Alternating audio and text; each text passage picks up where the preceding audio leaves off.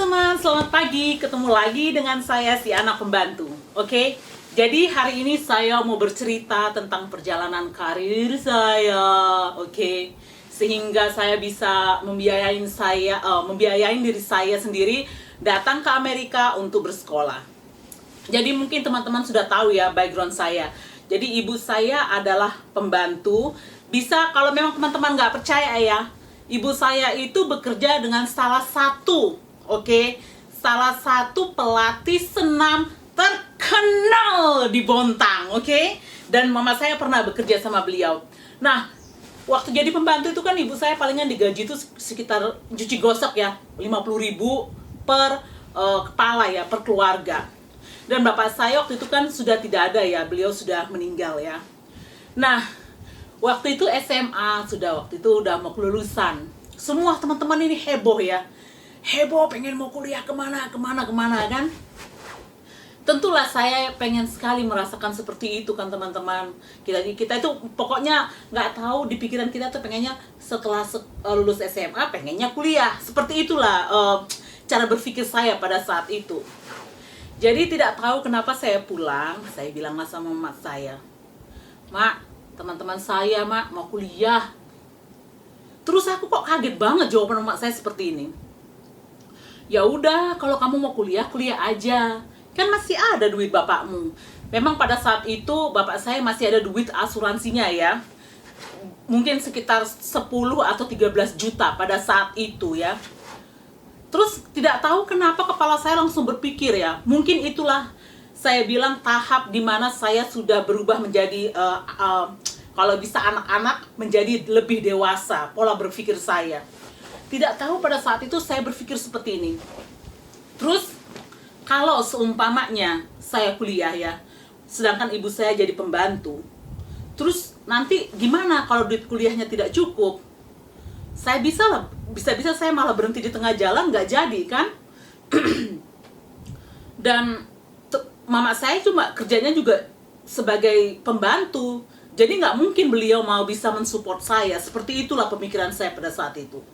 Dan saya bilang sama mama saya, "Ya udah mak, Erna kursus aja, kursus bahasa Inggris sama kursus komputer." Tapi memang teman-teman ya, pada saat itu banyak banget, pokoknya pendatang-pendatang dari luar daerah ke kota saya ya, ke kampung saya Bontang, karena di situ banyak banget project waktu itu. Dan saya berpikiran positif, pasti saya akan bisa dapat kerja ya. Nah, singkat cerita, keluarga, saya bersyukur banget ya. Keluarga memberikan saya kesempatan untuk bekerja di tempat beliau ya. Itu perusahaan pertama. Saya digaji waktu itu 300.000. Dan pekerjaan saya di situ teman-teman, jadi kita ini service company, bekerja di salah satu perusahaan LNG terbesar di kota saya. Jadi saya untuk tracking invoice mereka. Jadi kalau prosesnya di sana kan seperti ini. Ketika kamu sudah mengerjakan sedikit dari pekerjaan, kamu langsung kasih ke invoice ke mereka. Dan proses invoice-nya itu dia harus disetujuin sama beberapa orang. Nah, akulah yang men-tracking, hari ini bapak ini, besok saya cek lagi ke bapak ini, dilempar ke bapak bapak 2 nomor 3, seperti itulah. Jadi bertahap-tahap ini proses levelnya ya, untuk persetujuan ya kalau saya bilang. Nah, saya bekerja di situ selama 3 bulan. Nah, bagaimana cara saya mendapatkan pekerjaan di perusahaan kedua? Nah, saya selama bekerja di perusahaan nomor 1, saya juga kursus bahasa Inggris. Nah, di kursus bahasa Inggris itu saya ketemu namanya Pak I. Nah, Pak I itu adalah accounting. Saya nggak tahu apakah beliau accounting manager, tapi dia adalah cuman satu-satunya accounting di project itu, di waktu dia menangin project di Bontang. Nah, dia bilang kayak gini sama saya, mau kerja kamu kerja di mana? Saya bilang, "Oh, saya kerja di dalam Pak," saya bilang gitu. "Erna mau kerja sama saya, nanti digaji kalau nggak salah itu 500 atau 600.000. Lah, gua kan kaget ya, gaji dari 300.000 langsung tiba-tiba naik hampir 2 kali lipat atau 2 kali lipat kan. Nah, tidak banyak bertanya juga, saya langsung menyetujui, "Iya Pak." Makanya saya keluar dari perusahaan ke 1, pindah ke perusahaan kedua. Ternyata teman-teman, ternyata ya. Jadi saya kaget banget.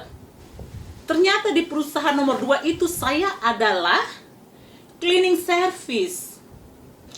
Jadi saya tuh menanganin saya yang bersih-bersih. Jadi kantornya tuh modelnya kontainer, teman-teman. Waktu itu perusahaan itu menanganin project ya, pembuatan jeti di salah satu perusahaan amonia terbesar di kampung saya. Nah, teman-teman kan tahu ya, kalau jeti kan dikeruk ya. Teman-teman bayangin aja, di luar itu cuma field ya, jadi lapangan. Kalau hujan-hujan, orang keluar masuk kontainer itu, aduh teman-teman, seperti itu ya. Kalau udah saya pagi-pagi besoknya tuh saya nyapu kontainer itu, debunya itu di mana-mana, sampai kayaknya kita nggak bisa melihat orang ya, saking ininya, saking kotornya. Jadi tugas saya itu teman-teman, jadi saya pagi cuci piring, pokoknya cuci piring, cuci gelas, cuci lah ya, bersihin toilet, bersihin kantor. Pas makan siang, saya menyediakan itu makanan. Jadi kita kayak modelnya kayak di restoran. Jadi taruh piring, taruh makan di situ, jadi dijejer-jejer gitu loh. Seperti itu ya kondisinya. Dan saya waktu itu tidak ada tempat duduk ya. Jadi saya duduknya di tempat makan. Ya karena kan cuma cleaning service ya.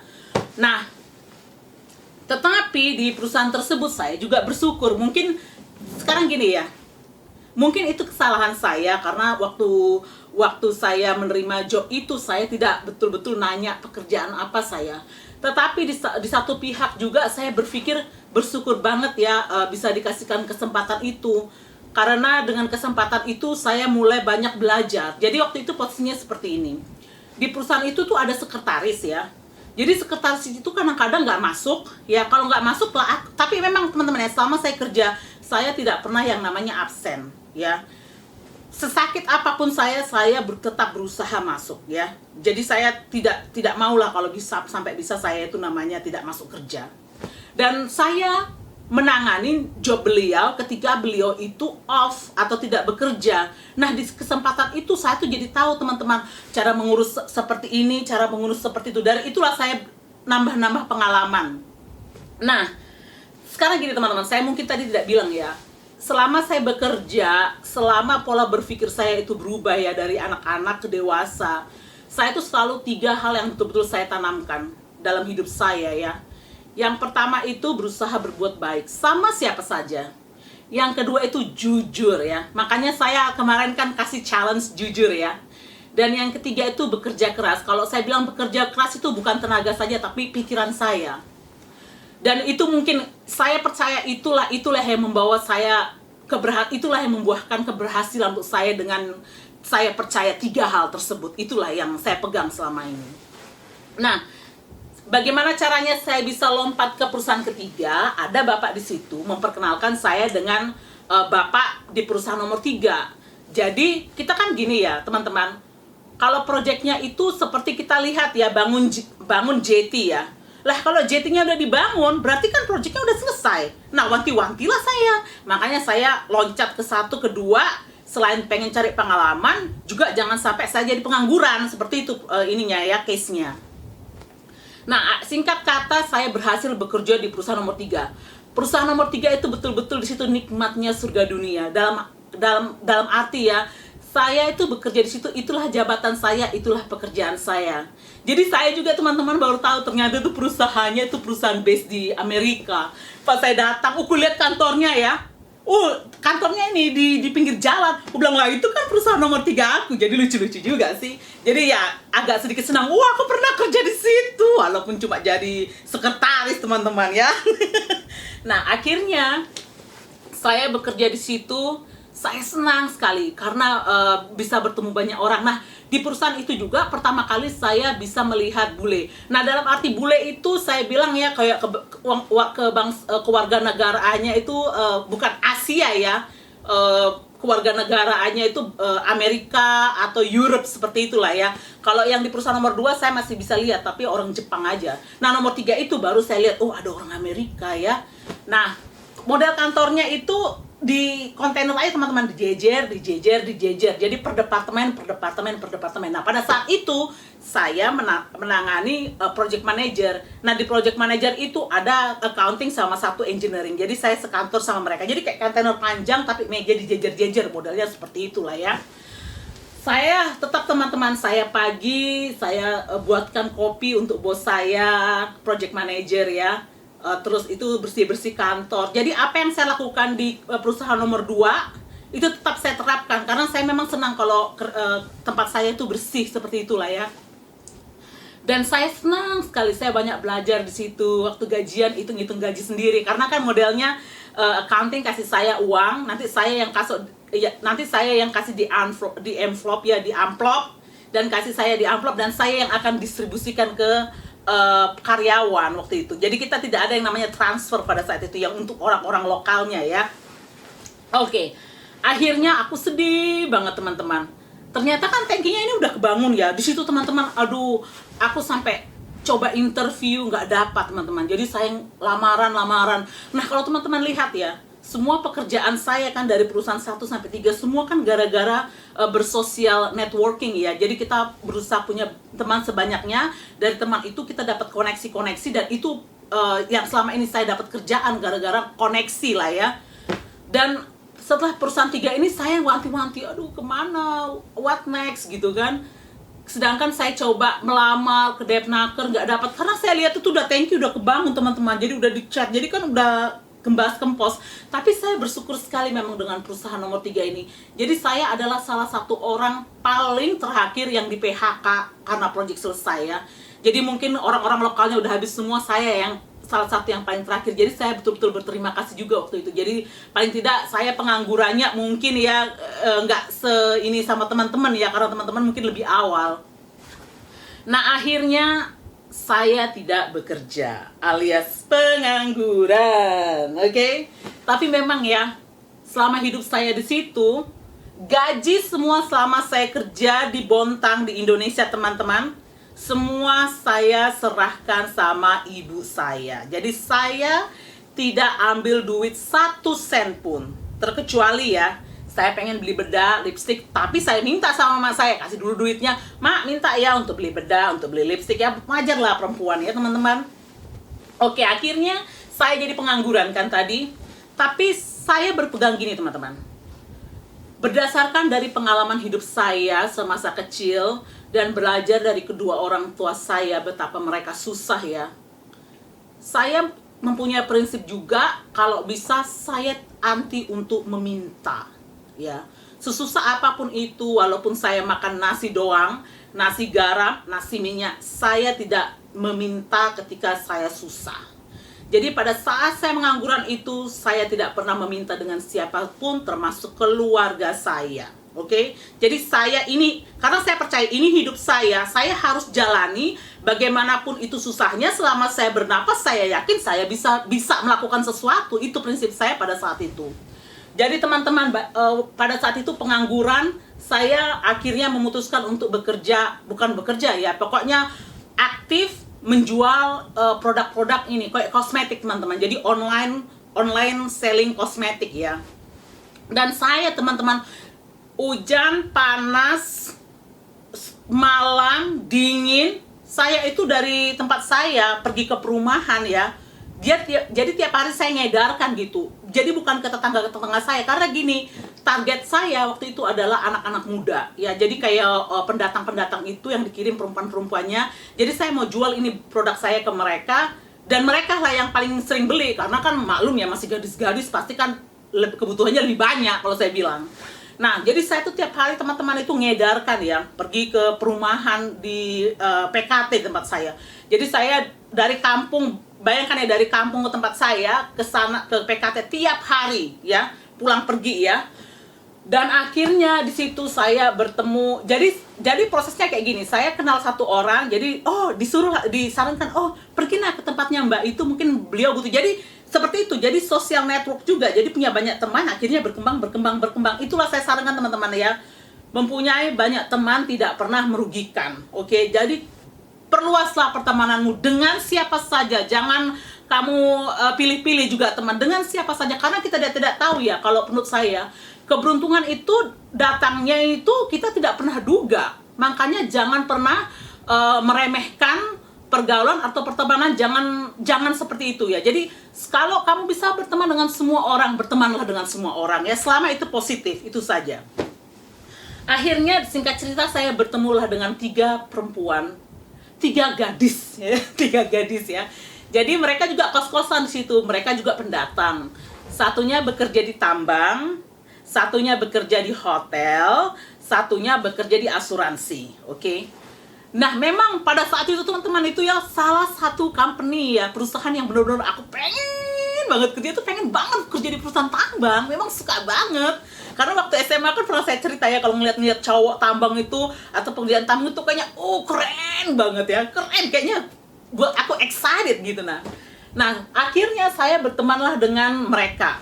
Dan saya paling dekat itu sama yang kerja di hotel. Dan hotelnya ini teman-teman, dia kerja di hotel yang paling terbesar ya di Bontang. Jadi levelnya paling top lah ya. Nggak tahu kenapa saya dekat sama beliau, mungkin gara-gara kita satu suku kalau menurut saya ya. Jadi kita punya backgroundnya tuh lebih banyak ya. Dan kita tuh memang apa adanya ya, it's me ya, ini saya, inilah saya. Jadi waktu itu saya ingat waktu masih nggak kerja ya, mereka itu yang pada yang raktirin saya makan, karena kan saya nggak ada duit teman-teman. Jangan coba dagang-dagang parfum dapat berapa sih, dagang-dagang lipstick ya. Jadi diajak lah, kadang-kadang paling sering lah ditraktir sama mereka makan. Nah singkat cerita, teman saya ini yang kerja di hotel bilang, kamu tahu nggak ada perusahaan asing loh mau kesini. Masa sih? Saya bilang, iya, kasih CD resumemu. Digituin sama dia teman-teman. Gak seneng lah, orang kita lagi cari-cari kerja kan, temen ada info katanya ada perusahaan asing masuk ke Bontang kan. Mereka pada tinggal di hotel yang tempat kerja dia. Nah saya kasihlah resume saya sama dia itu. Ya namanya teman-temannya kita ini udah nganggurnya udah lumayan lama kan, pengen kerja ya. Jadi tiap hari lah saya kesana ke tempat dia, tiap hari lah saya tanya sampai dia mungkin mau muntah ya. Saya tiap hari tanya, "Ma, gimana di status saya pekerjaan, dapat apa enggak?" kan. Pokoknya dia lah, apa maksudnya gini ya teman-teman, kalau saya juga tuh ada prinsip, kalau memang saya mau sesuatu, saya memang harus berusaha ya. Itulah makanya saya bekerja keras ya, yang pilar yang ketiga saya yang saya percaya itu. Jadi betul-betul teman-teman jangan henti-hentikan ya. Pokoknya push orang itu, cari tahu bagaimana statusnya sampai benar-benar dikatakan mati atau tidak bisa, baru mungkin kita stop ya. Jadi tiap hari saya tanya sama dia, mungkin panggil aja Mae ya. Jadi Mae ini tiap hari saya tanya sama dia, mungkin sampai dia nih, bosan sekali aku sama Erna, pertanyaannya sama terus tiap hari. Oke, singkat cerita, akhirnya teman-teman, beberapa orang bule itu beberapa orang bule itu pengen keluar jalan-jalan, karena kan selama ini dia cuma di hotel doang ya, dan mereka tidak tahu Bontang seperti apa. Nah, Mak Lia ini bilang Nah, Mae ini bilang sama saya, kamu mau ikut kah? Ini orang-orang bule itu mau jalan-jalan, nanti kita ajak dia jalan-jalan gitu. Jadi memang pada saat itu kita betul-betul kayak tour guide ya modelnya. Nah, of course lah saya senang teman-teman. Pernah kita diajak jalan-jalan sama orang bule kan? Apalagi waktu itu memang ada niatku mau dapat kerja ya kan? Jadi mau. Teman-teman, jadi kita ajak lah jalan-jalan mereka kayak ke tempat restoran-restoran, ke tempat jalan-jalan kayak pengen beli oleh-oleh itu kan di tempat saya, kalau dibilang di Berbas, itu saya ajak mereka ke sana kayak oleh-oleh asal Kalimantan ya kalau kita bisa bilang. Terus ngajak ke Bontang Kuala, pokoknya ke tempat-tempat yang betul-betul mengasihkan lah, terutama untuk makanannya ya. Jadi akhirnya singkat cerita kan, jadi seringlah kami jalan sama mereka. Jadi jalan, dijemput di tempatnya temanku itu. Jadi aku harus naik motor dari rumahku ke tempat teman itu. Jadi dari situ kita jalan lah bareng-bareng. Oke, singkat cerita, akhirnya Pak J, orang bule ya, beliau itu kalau nggak salah orang dari UK ya. Nah, Pak J ini bilang, besok interview. Bledang kayak geledek tersambar. Wah, senangnya minta ampun ya. Dan itu teman-teman ya, tempatnya itu dari tempat saya itu ujung ke ujung ya. Jadi dari Lok Tuan ke tempat saya Kampung Baru. Jadi saya itu naik motor ya ke tempat itu untuk interview, jauh banget. Pokoknya dari, kalau kita bilang tempat saya itu dari ujung ke ujung itulah. Nah akhirnya teman-teman, saya pergilah interview. Dia kantornya ruko ya. Di luar interview itu udah banyak orang ya teman-teman. Mereka tuh mau kerja juga di perusahaan tersebut. Sampai aku teman-teman pengen masuk ke kantor aja, kan nggak dijaga security, nggak dibolehin orang sembarang masuk karena terlalu banyak. Kayaknya kayak mau ribut lah modelnya, saya kurang tahu juga. Banyak orang, jadi saya sampai dijemput sama Pak J itu untuk masuk ke dalam kantor ya. Jadi akhirnya saya masuklah dalam kantor itu, senang banget ngeliat, oh seperti ini kak, apa perkantoran modelnya orang-orang bule, saya bilang gitu. Akhirnya singkat cerita saya di interview. Jadi kita harus memang proses interview itu ada. Nah saya itu karena kan memang saya itu intinya sudah diterima, jadi itu cuma mengikuti proses aja ya, bagaimana prosesnya untuk persetujuan. Jadi saya tidak tahu lah, itu sepertinya itu standar proses memang yang harus saya ikutin ya. Bayangkan teman-teman, kita bahasa Inggris cuma A, B, C, D ya, terus dia mau interview saya, pertanyaannya A, saya jawabannya B, kan jadi nggak nyambung. Tapi waktu itu ada bapak orang Indonesia namanya Pak S ya. Jadi Pak S itu yang interview saya. Jadi beliau lah yang saya banyak bekerja sama beliau lah. Jadi satu kantor kecil ya, cuma di sekat-sekat triplek itu saya bekerja pertama kali sama safety ya. Jadi saya bekerja dengan Pak S itu. Jadi Pak S itu yang mentranslate lah saya kebanyakan dengan Pak J ya. Akhirnya tidak tahu kenapa project manager itu suka ngelihat tapi bapak itu bukan project manager, maksud saya departemen project manager ya. Nah, asisten project manajernya itu dia suka cara kerja saya, karena kan modelnya kantor itu cuma di sekat-sekat triplek, jadi kan orang lewat-lewat jadi bisa ngelihat ya kantornya, jadi nggak ada pintu ya.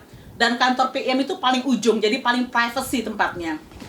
Dia lihat cara kerja saya mungkin bagus, jadi saya ditawarin sama beliau untuk, bukan saya ditawarin, dia bilang ke Pak J, "Hei Pak J, Erna untuk saya aja ya." Ya Pak J ya pertama-tama komplain lah, kamu kok ngambil aja, giliran sudah kita hire kamu cuma nyolot-nyolot aja. Tapi singkat cerita selalu PM yang menang. Akhirnya puji Tuhan ya, jadi saya bekerjalah sama PM tersebut. Nah yang PM itu yang saya pernah ceritakan, Pak D sama Pak C. Anggap aja ini ya, saya Pak C kita bilang Pak Chili ya, karena beliau memang dari Chili. Nah akhirnya saya bekerjalah sama PM. Aduh teman-teman, senang sekali ya duduk di kantor. Tapi memang kantornya cuma dia lah ya, kantor satu yang ada pintunya ya, karena kan project manager, dia mau privacy. Jadi saya duduk di meja sini, beliau duduk di depan sebelah sana. Memang PM-nya itu modelnya kerjanya gini teman-teman, mereka rotasi ya. Jadi PM, asisten PM 6 minggu, mereka cuti, ada orang lagi gantiin mereka. Jadi kayaknya rotasi seperti itulah modelnya. Tapi memang saya itu paling dekat sama Pak D, sama Pak Chili ya. Dan ada satu orang Australia sama satu orang Indonesia itu yang back to back ya. Tapi saya tidak terlalu lah dekat sama beliau. Jadi beliau itu datangnya cuma kadang-kadang sedikit, terus itu ganti lagi. Pokoknya yang full operasi itu adalah kedua orang itu, Pak D sama Pak Chili ya. Nah, kalau Pak D itu modelnya ya, datang kerja, good morning, udah di depan komputernya, begini terus dia nggak pernah sosialisasi dengan, nggak tahu ya kalau dengan teman-teman lainnya, tapi dengan saya tidak terlalu. Mungkin dia tahu saya tidak bisa berbahasa Inggris kan. Tapi kalau Pak Chili itu, aduh teman-teman, beliau itu ya kalau bisa saya bilang itu matanya seperti mata elang. Jadi dia ngeliat-ngeliat, itulah dia jalan-jalan kan ngeliat-ngeliat aku, oh dia mau aku. Di kantor juga begitu, jalan-jalan dilihatlah kerjaanku seperti apa ya. Dialah, kalau saya bilang ya, dia salah satu orang yang paling berjasa, karena saya banyak belajar dari beliau. Itulah makanya teman-teman, kalau teman-teman ada ya, dikasih tanggung jawab sama atasan, walaupun teman-teman merasa aku nggak bisa, ambil aja. Karena dari situlah teman itu proses belajar ada gitu loh. Jangan pernah menolak. Kalau bos tambah kerja kamu, ambil, sikat semua. Karena dari itu kamu bisa belajar, jadi tahu. Jadi kamu berpikir bagaimana caranya. Jadi aku waktu itu, bos aku ngasih kerja apa saja ya, saya ambil, saya tidak pernah tolak. Dan memang ya teman-teman, aduh, saya bayangkan subuh saya kerja waktu itu ya. Jadi saya pergi subuh dari rumah, kan harus jam 6 teman-teman di situ ya untuk safety meeting kan. Jadi saya bantu-bantu siapkan untuk apa buku-buku apa dokumen-dokumennya, karena ada yang safety, ada sekretaris baru, tapi kadang-kadang beliau datangnya lambat. Jadi saya bantulah. Pokoknya apa yang bisa saya bantu gitu. Dan singkat cerita, saya banyak belajar di situ. Saya gaji di situ teman-teman ya. Saya tadi bilang ya gaji saya di perusahaan nomor 3 itu berapa. Oke, gaji saya di perusahaan nomor 3 itu saya dapat 1.200.000. Bayangkan teman-temannya, 300, 600, 1.200.000. Lihat aja pergerakannya kan. Jadi saya benar-benar bersyukur banget ya. Menurut saya gaji segitu tuh banyak banget. Dan di perusahaan keempat ini tuh dapat gaji lebih banyak lagi ya. Benar-benar bersyukur banget. Jadi waktu itu saya model gajinya gini teman-teman dia. Jadi dia pakai level ya gajinya A, B, C, D. Nah kalau nggak salah itu A itu yang paling terbesar. 3 juta berapa gitu pada waktu itu ya. Jadi pertama saya tuh levelnya B. Kerja sama PM, sebentar aja dilihat cara kerja saya langsung dinaikkan ke A yang paling tinggi. Nah nggak tahu ya, Pak Cili itu mungkin lihat saya betul-betul saya kerja keras ya teman-teman. Bayangkan saya nggak pernah telat, nggak pernah, walaupun hujan teman-teman naik motor ya, koplok itu pokoknya nggak pernah terlambat. Jadi udah basah, kadang-kadang datang ngantor bos aku sampai ngelihatnya heran kan. Nah beliau bilang sama saya, memang teman-teman ya, saya bekerja di situ saya tidak pernah melihat jam. Jadi jam saya tidak pernah lihat, betul-betul yang saya di pikiran saya itu bagaimana saya pekerjaan selesai. Dan dilihat saya memang betul-betul, kan saya bilang kan waktu itu saya menangani 100 orang bule, sekitar 100 orang bule itu back to back. Jadi dia berputar ya, jadi kadang-kadang dia di situ, kadang-kadang pulang. Jadi pokoknya perputarannya itu cepat teman-teman. Dan kadang-kadang saya harus tinggal di kantor lama kan, karena orang itu gini, mereka kerjanya di laut proyeknya waktu itu. Nah mereka turun dari laut kan, itu kan sudah sore kan. Nah mereka kadang-kadang ada yang mau pulang besoknya, saya kan harus ketemu sama mereka. Kalau enggak ya bagaimana mereka tahu besoknya gimana. Jadi aku nunggu mereka sampai aku kasih paspornya ke mereka, tiketnya, semuanya diyakinkan dia ngerti, baru aku bisa pulang. Jadi aku pokoknya banyak menanganin timingnya mereka, berapa hari di kru, tiketnya mereka, akomodasi mereka, pokoknya apa yang saya bisa kerjain, yang bos saya nanya atau minta, saya akan kerjain. Nah, saya akhirnya bos saya bilang sama saya, Pak Cili itu, Erna kan sering ya lembur di kantor. Erna kenapa nggak kasihkan overtime? Kaget lah aku teman-teman ya. Loh Pak, ini kan sudah, saya pikir gini, karena saya nggak pernah lihat ada orang yang bayar overtime gitu loh. Dan memang waktu itu juga orang kalau udah jam punya pulang ya mereka pulang gitu. Jadi memang kebanyakan saya loh orang paling terakhir ya bekerja ya. Kalaupun ada driver, saya rasa kita kan driver ada 24 jam kan modelnya. Jadi mereka tidak betul-betul 24 kerja. Jadi bapak ini mungkin sekian-sekian, pokoknya seperti itu, teman-teman pasti tahu lah ya. Dia bilang, "Loh Erna, overtime, tapi kenapa tidak pernah masukkan overtime?" Loh, saya pikir gini, loh kan ini, saya bilang nggak usah Pak, memang ini kan sudah bagian dari tanggung jawab saya. Bapak itu kaget, langsung bapak itu bilang gini sama saya, "Tidak bisa Erna, Erna masukkan data Erna setiap hari berapa overtime." Nyus hatiku, kok bos aku tuh sampai perhatiannya seperti itu ya. Jadi langsung sesak ya, maksudnya betul-betul kayak ini terjadi sampai bosku tuh makanya saya bilang itu dia tuh mata elangnya seperti itu, sedetil apapun diperhatikan sama beliau. Walaupun kadang-kadang teman-teman ya, kadang-kadang beliau karena kan gini, beliau tuh tidak pernah dibilang saya datang jam berapa, pulang jam berapa. Jadi saya cuma buat sebulan atau kayaknya setiap 2 minggu atau gimana, saya kasih beliau ini saya overtime saya gitu. Jadi beliau nanti tinggal tanda tangan ya. Kadang-kadang pun kalau saya buat kosong, beliau bilang nggak apa-apa, isi aja ini. Saking itu betul-betul perhatiannya besar ya. Jadi teman-teman, kadang-kadang aku ya 1 bulan tuh terima 7 jutaan teman-teman di kerja sama beliau. Jadi senang banget. Nah, satu lagi teman-teman, jadi selain overtime saya tambah, gaji saya naik, kerja dengan PM, overtime, tambahan overtime. Nah, makan ya. Jadi kan dilihat sama bos saya, Erna ini kok jarang makan sih. Jadi memang betul teman-teman saya kerja itu di kantor itu nggak pernah yang namanya keluar sebentar ngerumpi di departemen lain baru pulang lagi, enggak. Betul-betul duduk di situ kerjaan karena memang banyak kerjaannya. Nah, saya di situ kan ada catering model teman-teman. Jadi catering dan dari perusahaan lain dia ngecasnya itu per dolar. Jadi kamu per makan per dolar.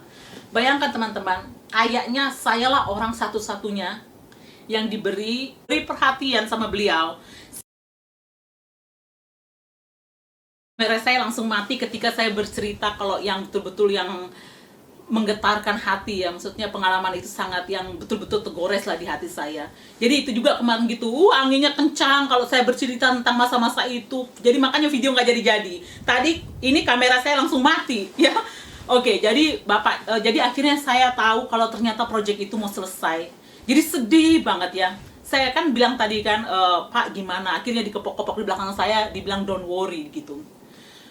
Jadi akhirnya saya tetap bekerja, saya tetap berpikiran positif ya. Pasti saya yakin lah kalau memang itu rezeki saya atau rezeki saya akan ada setelah ini, pasti akan aja ada gitu. Singkat cerita, tidak tahu mereka pada pulang. Saya tidak tahu bagaimana ceritanya, saya akhirnya dikasih kepercayaan loh teman-teman.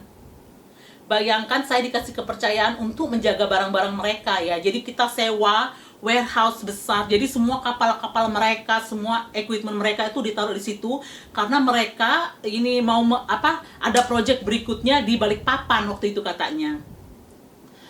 Aku tersentaklah hati saya pada waktu itu ya. Jadi saya adalah salah satu orang juga kembali orang paling terakhir dihabiskan ya, karena gini, waktu itu saya kan nggak tahu tadi saya sudah explain apa belum. Saya kan bukan di hire langsung sama perusahaan beliau ya. Jadi mereka pakai subkontraktor dan subkontraktor itu hire saya dan bayar gaji saya untuk bekerja sama project manager perusahaan tersebut lah ya. Nah, akhirnya diterminate lah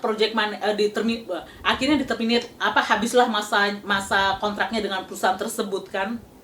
Nah, akhirnya saya dan beberapa teman ya, waktu itu ada security, ada mekanik satu dan saya.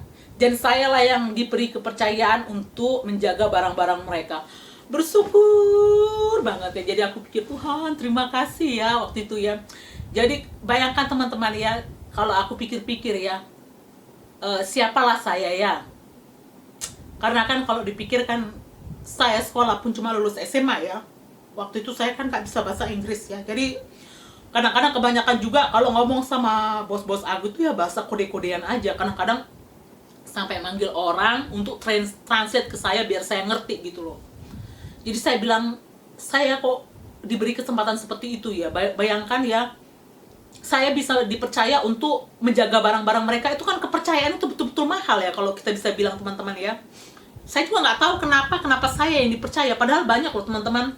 Mungkin apakah karena saya penduduk lokal di situ atau gimana, saya juga nggak tahu. Tapi pada saat itu saya diberi kepercayaan untuk menangani warehouse mereka. Nah, singkat cerita, aduh sampai sedih kan. Jadi memang selain untuk makan dan kami juga perbaikan rumah. Jadi waktu itu saya masih ingat lah, mama saya itu sakit. Kenapa kok mama saya itu ini ya miom ya kalau nggak salah itu. Iya kayaknya omium atau omium ya penyakitnya. Jadi dari vagina beliau itu ngeluarin darah ya. Jadi kayak menstruasi nggak berhenti-berhenti.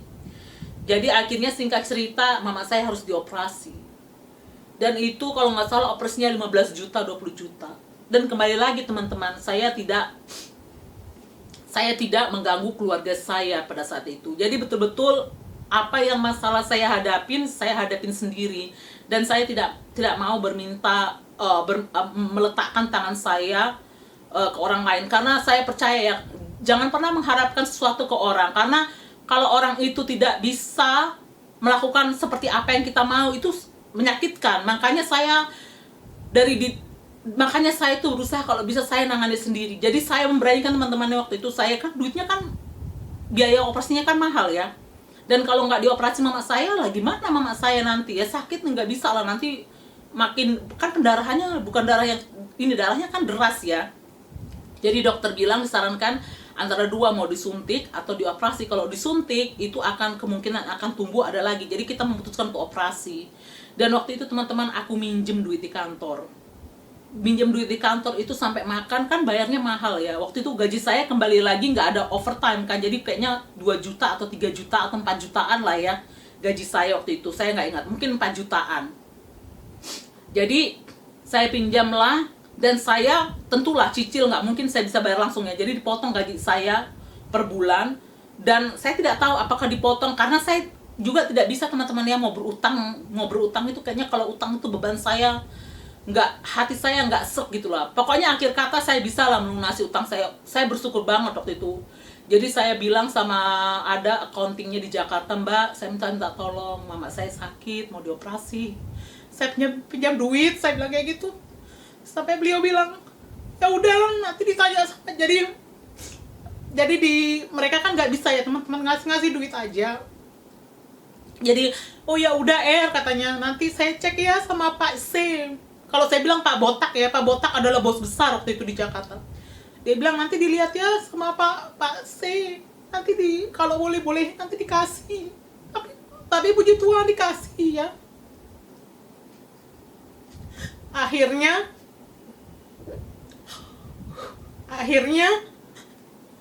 Akhirnya ketahu apa? Aku dapat lah, aku jalin operasi. Tahu-taunya teman-teman, proyek yang di Balikpapan tuh nggak jadi gitu, nggak dapet perusahaan itu. Sedih banget rasanya aku. Jadi ada expat lah ya datang ke Bontang ngangkatin barang-barangnya semua karena kan nggak dapat di Indonesia, jadi barang itu harus dikembalikan lagi ke luar negeri ya. Aduh, hatiku tuh hancur. Terus cari kerjanya gimana? Saya bilang gitu. Karena waktu itu memang saya berharap banget, pokoknya bos itu kayak pasti kita dapat gitu loh. Jadi saya memang nggak prepare juga mau nyari kerja tempat lain. Akhirnya nggak tahu Pak Botak ini nelpon aku dari Jakarta. Dia bilang, Erna mau kerja di luar negeri. Aduh, aku sampai nggak percaya gitu. Bos itu memang teman-teman fasih ya bahasa Indonesianya. Jadi waktu telepon itu pakai bahasa Indonesia. Aku kaget banget ya. Kok bisa ya saya kembali lagi lah, ini siapa saya, orang lulusan SMA, nggak bahasa Inggrisnya nggak bisa, nggak ada apa-apanya, tapi saya masih diberi kesempatan untuk bekerja gitu loh sama beliau, dan dibawa sampai ke luar negeri gitu. Jadi mungkin inilah yang aku percaya, makanya 3 hal teguh itu yang aku pegang itu dari awal. Jadi berbuat baik, kejujuran, sama bekerja keras. Mungkin itu hasil ya, kalau saya bilang hasil buah yang saya bisa petik pada akhirnya nanti jadi bos aku bilang, Erna ngurus paspor, Erna bantu tolong bawa barang-barangnya untuk clearance di custom, terus nanti ke Singapura katanya. Jadi itulah saya pertama kali pergi ke luar negeri. Jadi waktu ngurus paspor teman-teman ya, seneng banget sampai lari-lari kan. Itu kalau nggak salah kita ngurusnya di Samarinda waktu itu. Aduh, seneng banget kayak durian jatuh ya. Jadi pokoknya semangat sekali ya. Jadi pas saya selesai, langsung teman-teman, pas pada saat saya menginjakkan pesawat itu ya, pas pertama kali saya mau terbang ke luar negeri dengan pesawat luar negeri ya, bukan pesawat produk Indonesia. Karena pada saat itu saya terbang dari Balikpapan langsung ke Singapura. Jadi pada saat itu teringat lagi lah masa-masa kelam aku. Jadi waktu aku baru pertama kali ya naik terbang. Karena kan saya memang dulu waktu kecil itu jarang ya namanya keluar kota. Pernah sekali saya dapat gratisan jadi ikut marching band ya. Saya bisa terbang ke Jakarta. Karena kan mungkin saya memang kampungan. Jadi saya tuh orangnya ekspresi teman-teman. Kalau senang, kalau nggak senang. Jadi pada saat naik pesawat itu senang banget ya. Waktu di Jakarta tuh udah ngeliat-ngeliat bangunan tinggi-tinggi tuh sampai loncat-loncat. Pokoknya ekspresi banget. Sampai aku diceritain sama teman-teman di belakang gitu, katanya Erna itu kampungan seperti itu. Jadi aku taunya ada orang ngasih tahu ke saya, jangan seperti itu kamu, katanya jangan seperti itu, orang-orang pada cerita katanya kamu kampungan gitu. Aduh, itulah down banget aku. Tapi kembali lagi ya, mungkin Jadi saya pas naik pesawat itu jadi teringat lagi masa-masa kelam itulah teman-teman. Jadi saya tuh betul-betul berpikir seperti ini. Mungkin setiap hinaan orang ya, cemoohan, hinaan orang itu adalah berkat buat saya. Jadi kalaupun orang mau cerita, orang mau menghina saya, mungkin saya harus tetap bersyukur ya, karena pada akhirnya buah itu betul-betul berhasil gitu loh. Yang jadi saya bersyukur. Jadi teringatlah masa itu dan saya kembali refleks lagi. Oh, seperti inikah ya? Jadi saya singkat cerita, saya akhirnya pergi ke Singapura. Oke teman-teman, saya harus akhiri dulu vlog hari ini. Karena kalau saya ingat-ingat, saya tidak tahan ya. Jadi kita lanjutkan lagi di vlog-vlog berikutnya. Sampai jumpa, bye!